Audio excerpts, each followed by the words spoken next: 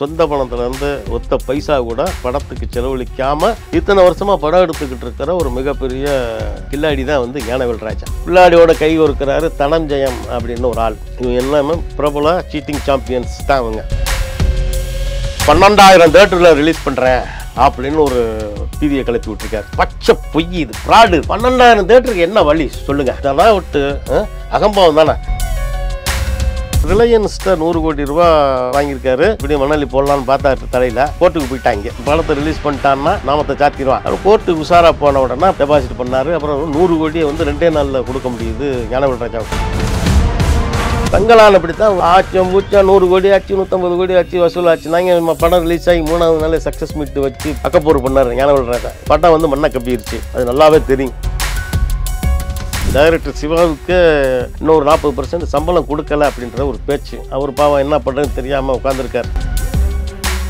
இனிமேல் வந்து ஞானவேல் ராஜா என்ன படம் எடுக்க போறான்னு தெரியல, அதனால இந்த படத்தை கங்குவா மூலியமா வந்து வாங்கினா தான் உண்டு அப்படின்னு அரசு தரப்பு வக்கீல உஷாராய் சொல்றாருல. இப்போ ஞானவேல் ராஜா தனஞ்சயன் கூட்டணியினுடைய கொள்ளை திட்டம் என்னன்றது தெரிஞ்சிருச்சு. பார்ப்போம் கங்குவா படம் ரிலீஸ் ஆகுதா என்னன்றது. நாளைக்கு 20 கோடி கட்டின பிறகு, இல்லைன்னா இன்னைக்கு கட்டினாரா இல்லை நாளைக்கு கட்டுறாரா அப்படின்றத பொறுத்து கங்குவானுடைய லட்சணம் தெரிஞ்சிடும். சூர்யா தான் மிகப்பெரிய ஒரு ஆபத்தில் மாட்டிக்கிட்டு இருக்காரு.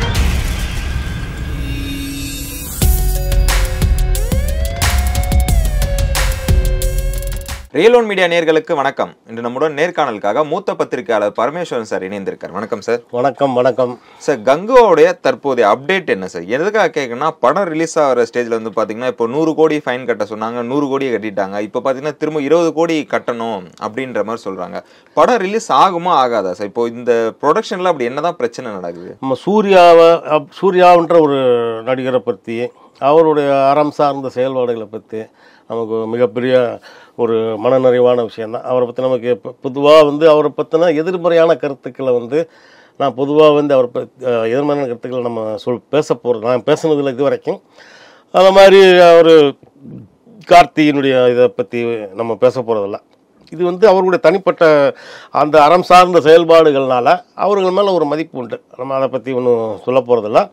அதே மாதிரி இந்த படத்தின் கங்குவா படத்தினுடைய இயக்குனர் சிவா, இவர் கிட்டத்தட்ட ஒரு 3 ஆண்டுகளாக வந்து கடுமையாக இந்த படத்திற்காக 3 ஆண்டுகளுக்கு மேலே உழைச்சி, அதுக்கு முன்னால் கிட்டத்தட்ட 4 வருஷம் வைங்க முன் தயாரிப்பு பணிகள் வந்து கதை சம்பந்தமான வரலாற்று ஆராய்ச்சி, அப்புறம் மதன் கார்கியோட இருந்து சில விஷயங்கள் டிஸ்கஸ் பண்ணி, வசனம் இப்படி இது அந்த காலகட்டத்தினுடைய மொழிகள் இதெல்லாம் வந்து ஆராய்ச்சி பண்ணி ஒரு கடுமையான உழைப்பின் பிறகு இந்த படம் உருவாகியிருக்கு. நம்ம இந்த படம் எப்படி ஏது, நம்ம இந்த படத்தை பற்றின எதிர்மறை கருத்துக்களையும் நம்ம சொல்ல போகிறதில்ல. அது வந்து படம் ரிலீஸ் ஆன பிறகு தான் அது என்ன தெரியாமல் அதுக்கு முன்னாடி நம்ம சொல்கிறது நியாயம் இருக்காது. படம் நல்லா இருக்காது வைக்காதுன்றதை நம்ம சொல்ல போகிறதில்ல. அது நம்ம நோக்கம் கிடையாது. இப்போ இதில் என்ன பிரச்சனை அப்படின்னா, இந்த கங்குவா படத்தினுடைய தயாரிப்பாளர் ஸ்டுடியோ கிரீன் ஞானவேல் ராஜா அப்படின்றது தெரியும். இந்த ஞானவேல் ராஜா வந்து இப்படின்றது சாதாரண ஆள் கிடையாது அப்படின்னு தெரியும். ஏன்னா இவர் வந்து கிட்டத்தட்ட அவர் என்ன ஒரு பருத்தி வீரன் முதல் படம் கார்த்தியை வச்சு ஆரம்பிச்சதுலேருந்து இந்த இப்போ அந்த கங்குவா வரைக்கும் பார்த்திங்கன்னா அவர் கம்பெனியில் எடுத்த படங்கள் வந்து கிட்டத்தட்ட ஒரு 4-5 படம் தான் வந்து நல்லா ஓடி இருக்கும். மற்ற எல்லாமே ஃப்ளாப்பு தான். அதில் என்ன பிரச்சனை, இந்த ஞானவேல் ராஜா அப்படிங்கிற ஒரு கேரக்டர் வந்து சொந்த பணத்தை ஒத்த ரூபா கூட செலவழிக்காத ஒரு மிகப்பெரிய கில்லாடி. இது வர சொந்த பணத்திலேருந்து ஒத்த பைசா கூட படத்துக்கு செலவழிக்காமல் இத்தனை வருஷமாக படம் எடுத்துக்கிட்டு இருக்கிற ஒரு மிகப்பெரிய கில்லாடி தான் வந்து ஞானவேல் ராஜா. அங்கங்கே வாங்கி போட்டு உருட்டுறது, இங்கே உருட்டுறது, அப்புறம் படம் ரிலீஸ் ஆன ஒன்று ஒப்பாரி வைக்கிறது, இதே சோழி தான் அந்த ஆளுக்கு.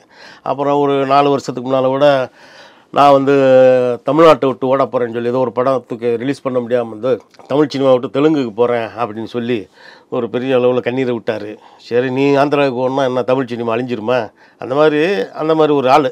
அவருக்கு போதாதுன்னுக்காருன்னா அந்த கூட்டணிக்கு இந்த ஞானவேல் ராஜான்ற ஒரு பெரிய கில்லாடியோட கை ஒருக்கிறாரு தனஞ்சயம் அப்படின்னு ஒரு ஆள். இவங்க எல்லாமே பிரபல சீட்டிங் சாம்பியன்ஸ் தான். அவங்க யார்? ஞானவேல் ராஜாவும் தனஞ்சயன் ஒரு தயாரிப்பாளர். அவர் தயாரிப்பாளராக என்னன்றது அவருக்கே தெரியாது. ஏன்னா அவர் எந்த படமும் தயாரித்தது கிடையாது. ஒரே ஒரு படம் வந்து அவர் சொந்த காசில் தயாரித்தாரா என்னன்னு தெரியல. வால்டர்னு ஒரு படம் சிபி சத்யராஜை வச்சு, அந்த படம் மகா கேவலமாகி 10 பைசாவுக்கு பிரயோஜனமாக போச்சு. அந்த பணத்தை கூட சொந்தமாக தயாரித்தாரா என்னன்னு தெரியலாம். அப்படிப்பட்ட தனஞ்சயன் அப்படின்ற ஒரு கேரக்டர் வந்து ஒரு 15-17 வருஷமாக தமிழ் சினிமாவுக்குள்ளே இருக்கார். தயாரிப்பாளர்ன்ற போர்வையில் இருக்கார், விநியோகஸ்தர்ன்ற போர்வையில் இருப்பார். அவர் அப்படித்தான். அவருடைய சொந்த காசில் ஒத்த பைசா கூட செலவழிக்காமல், பாக்கெட்லேருந்து காசு எடுக்காமல் காலம் தள்ளக்கூடிய ஆள் வந்து தனஞ்சயன். அப்போ இந்த 100 கோடி ரூபா கட்டினது யாரு சார்? அதுதான் இப்போ நம்ம எதுக்கு வரோம்னா, இந்த தனஞ்சயனுடைய வரலாறும் ஞானவேல் ராஜாவுடைய வரலாறும் கிட்டத்தட்ட ஒன்று. அதனால் 2 பேருமே பிரபல சீட்டிங் சாம்பியன்ஸ் தான். ஞானவேல் ராஜா ஏற்கனவே ஒரு 4-5 வருடங்களுக்கு முன்னால் வந்து ஒரு 200-300 கோடி ரூபா ஒரு பெரிய லெவல் மல்டி லெவல் மார்க்கெட்டு அப்படின்னு சொல்லிட்டு ஒரு குரூப்பு ராமநாதபுரத்துலேருந்து ஒரு குரூப் ஆரம்பித்தாங்க.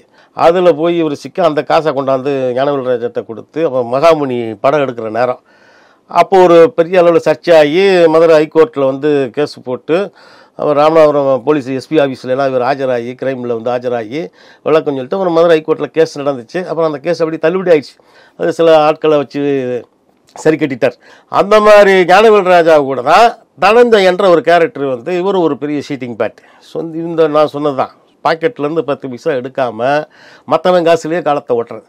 இவர் வந்து தனஞ்சயன் வந்து முதல்ல வந்து மோசர் பேர்னு ஒரு கம்பெனி, சினிமா கம்பெனி, அவங்களோட போய் கோ ப்ரொடியூசர் அப்படின்னு சொல்லி இணைஞ்சார். அந்த கம்பெனி ஒரு 4-5 படம் எடுத்தாங்க, எல்லாமே ஊத்து, அவங்கள சொல்லி முடிச்சாச்சு. அந்த கம்பெனி இழுத்து மூடி மண்ணள்ளி போட்டாச்சு. அதற்கு பிறகு யூடிவி பிக்சர்ஸ், யூடிவி மோஷன்ஸ், நம்ம ஒரு கம்பெனி யூடிவி, அந்த கம்பெனியில் போய் ஜாயிண்ட் வெஞ்சர்னு உள்ளே போனார். போட்டு அவங்கள வச்சு படம் எடுக்கிறேன்னு சொல்லி அவங்க ஒரு 10-8 படம் எடுத்தாங்க, அவங்களையும் ஜோலி முடிச்சாச்சு. ரைட்டுங்களா? அதன் பிறகு போஃப்டா அப்படின்னு சொல்லி ஒரு இன்ஸ்டியூட் ஆரம்பித்தார். அதாவது blue ocean television and TV academy, television and film academy, அதான் போஃப்டான்றது.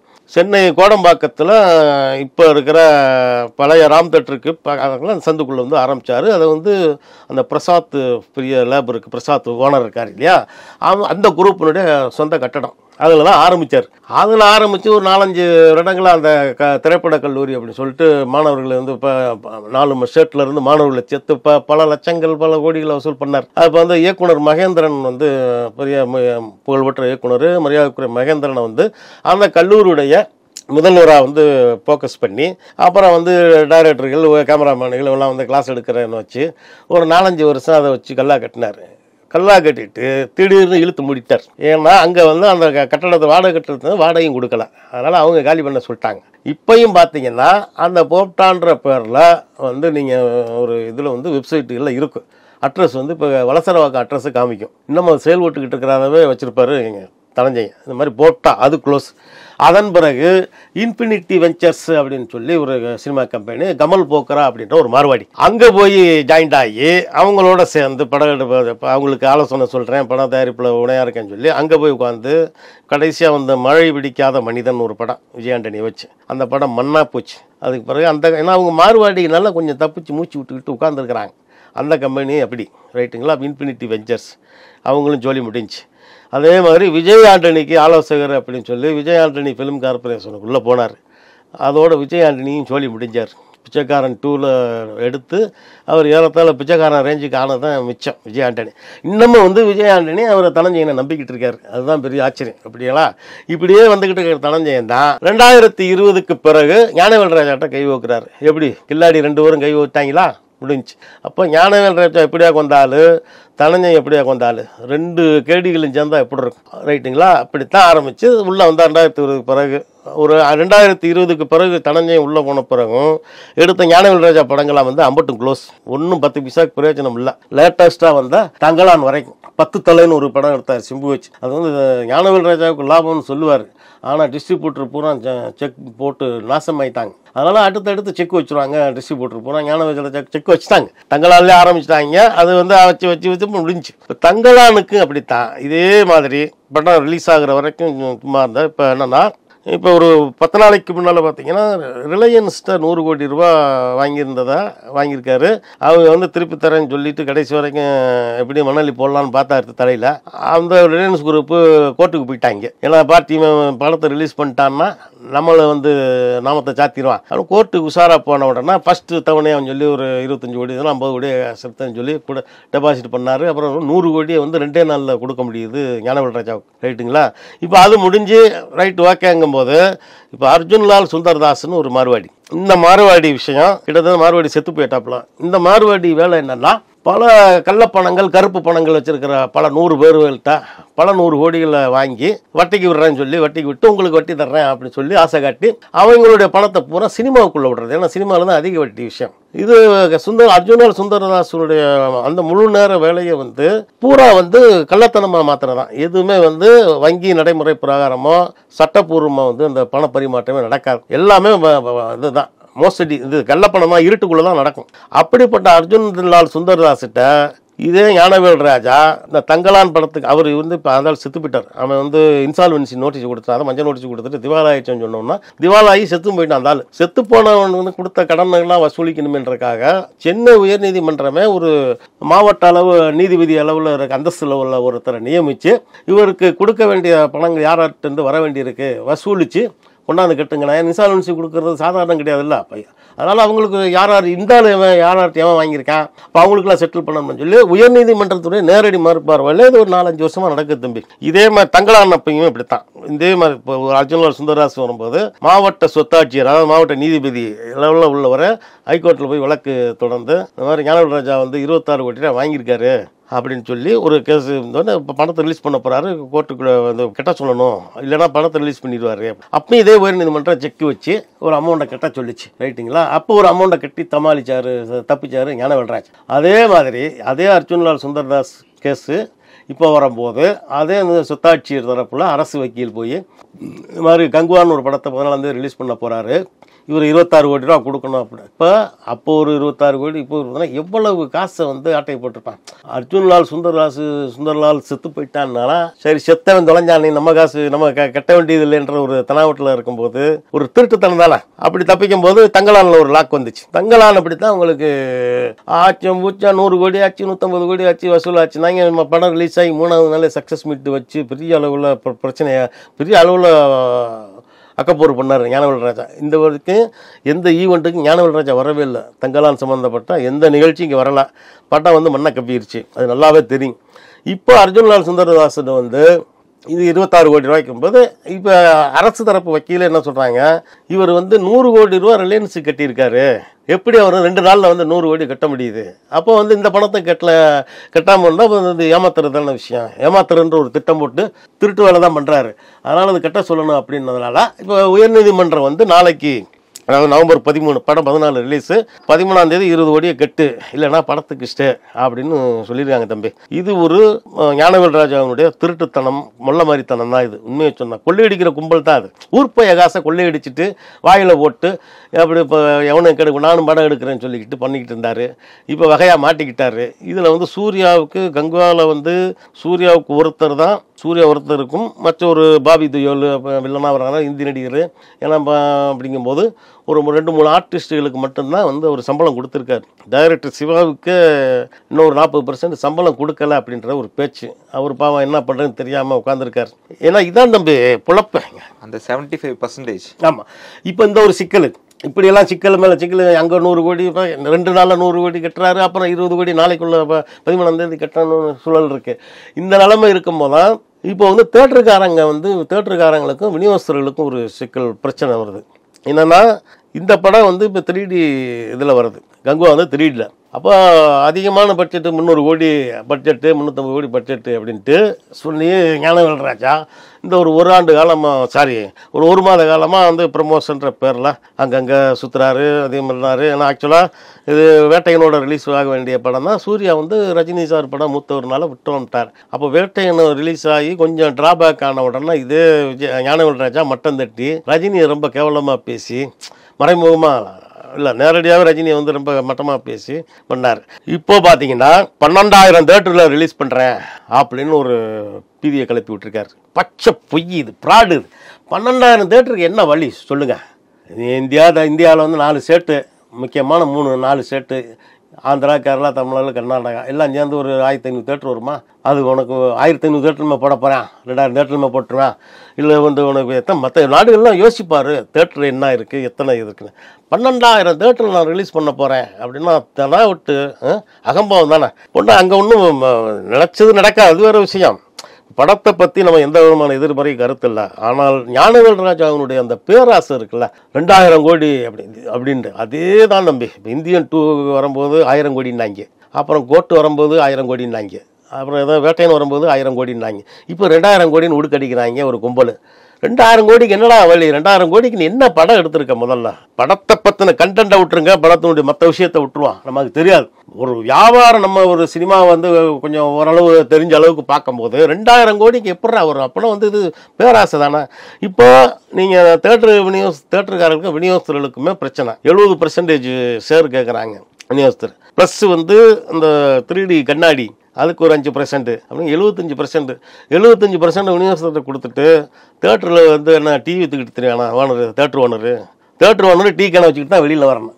இதே பிரச்சனை தான் கோர்ட்டுக்கு வந்துச்சு. அதிக பெர்சன்டேஜ் கொடுத்து வாங்கி 65 நம்ம கேட்டதுனால ஒரு வழி இல்லாமல் வாங்கிட்டு அதற்கு பிறகு அதனால தான் வந்து வம்படியாக அந்த படத்தை, கோர்ட்டு படத்தையெல்லாம் வந்து 20 நாள் வரைக்கும் வம்படியாக ஓட்டினாங்க தேட்டருக்காரங்க பூரா. வந்து வேறு வழி இல்லை, வாங்கியாச்சு 65% அப்படிங்கும்போது வம்படியாக போட்டு 20 நாள் போட்டு செவ்வா இழுத்து போட்டு அதுலேருந்து சிக்கி சீரழிஞ்சு ஏஜிஎஸ் வந்து அதில் கல்பாத்தி குரூப்ஸ் வந்து தலை தப்பிச்சு தம்பராம பண்ணியிருந்தான் கோர்ட்டு. அதே மாதிரி தான் இப்போ 2000 கோடின்ற பேராசையில் பண்ண ஞானவேல் ராஜாவும் தனஞ்சயன் கூட்டாளியும் சேர்ந்து அந்த கொள்ளையடிக்கிற வேலைகள் இருக்கு இல்லையா, இதில் வந்து வகையாக மாட்டிக்கிட்டதுனால இன்றைக்கி வரைக்கும் பஞ்சாயத்து வாயெல்லாம் இன்னமும் பார்த்தீங்கன்னா, பொதுவாக ஒரு படம் ரிலீஸ் ஆச்சு அப்படின்னா ஒரு 4லேருந்து 5 நாளைக்கு முன்னாலேயே ரிசர்வேஷன் ஆரம்பிக்கும். இன்னமும் ரிசர்வேஷன் ஆரம்பிக்கல. நேற்று வரைக்கும் துபாயில் வந்து ப்ரொமோஷன் சொல்லி சூர்யா வந்து மைக்கை பிடிச்சி பேசிக்கிட்டு இருக்காரு. அதனால் ஞானவேல் ராஜான்ற ஒரு மிகப்பெரிய ஞானவேல் ராஜா ப்ளஸ் வந்து தனஞ்சயன் அப்படின்ற ஒரு கொள்ளை கும்பல் தான் அது. இந்த கொள்ளை கும்பல்கிட்ட வந்து சூர்யா மாட்டிக்கிட்டார். வகத என்ன உறவினராக போயிட்டாரே அப்படின்றதுனால மாட்டினார். இப்போ ஞானவேல் ராஜாவுக்கு வந்து கடுமையான செக் வந்து கங்குவா தான். இது எந்த அளவுக்கு, அதாவது அதனால் படம் வந்து இப்போ இன்னைக்கு வரைக்கும் ரிலீஸு ரிசர்வேஷன் ஓப்பனே ஆகலை. இந்த தேட்டருக்கும் டிஸ்ட்ரிபியூட்டருக்கு உண்டான பஞ்சாயத்து இப்போ 20 கோடி கட்டுற பஞ்சாயத்து. அப்படின்னால பார்த்தீங்கன்னா இது இன்னொரு விஷயம் இருக்குது. இந்த கங்குவாவில் பார்த்தீங்கன்னா 4 மெயின் ஆட்கள் இருக்காங்க. விஜயை வச்சு இப்போ இந்த 69 படம் எடுக்கிற கேவிஎன் அந்த ஒரு கம்பெனி, தெலுங்கு கம்பெனி, அவங்க இருக்காங்க. யூவி கம்யூனிகேஷன் இருக்குது. அப்புறம் அபின்னு ஒரு பெரிய டிஸ்ட்ரிபியூட்டர் அவர் இருக்கார்.